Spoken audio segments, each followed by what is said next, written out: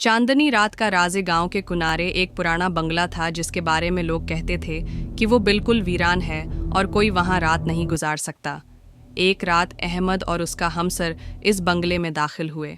दोस्त फारूक, जो शहर से गांव आया था, बंगले की सैर करने का इरादा करते हैं। अहमद ने फारूक को बंगले के बारे में सुनकर डरा दिया था, लेकिन फारूक बेखौफ था। दोनों बंगले हैं कि दरवाजे के करीब पहुंचे और दरवाज़ा खोलने की कोशिश की, मगर वो अंदर से बंद था।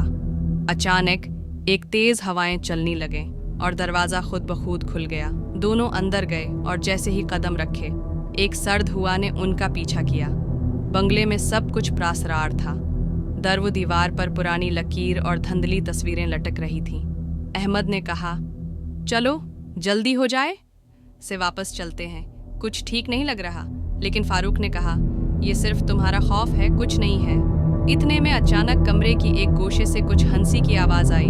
दोनों लड़के कांपते हुए उधर बढ़ने लगे। जैसे ही वो इस तरफ पहुंचे, कमरे में एक बड़ी सी सायादार शक्ल नजर आई जो दरवाजे की तरफ बढ़ रही थी। ये क्या है? अहमद की आवाज़ कान पर रही थी। फारूक ने पलट कर देखा और कहा, शायद किसी का साया होगा। लेकिन जैसे ही उसने फिर से नज़रें दौड़ाईं, साया गायब हो चुका था। उन्होंने कमरे की तलाश जारी रखी और एक कमरा ऐसा मिला जिसकी दरवाज़ा खुद ब खुद बंद हो गया। अंदर जाने के बाद दोनों ने एक कदीम आईना देखा जिसमें उनके अक्स नहीं बल्कि एक और शख्स की शक्ल दिखाई दे रही थी।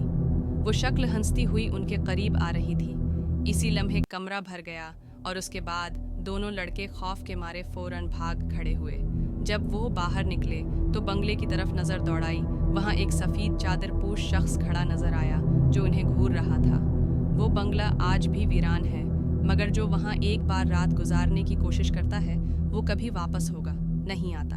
ये कहानी हमें ये सिखाती है कि बाज़ चीज़ें हमारे ख्वाबों में नहीं बल्कि हकीकत में छिपी होती हैं, और कुछ मकाम ऐसे होते हैं जहाँ इंसान का कदम रखना इसके लिए नुकसानदेह हो सकता है। हम अब के लिए मज़ीद इंटरेस्टिंग वीडियोज़ लेके होते रहेंगे।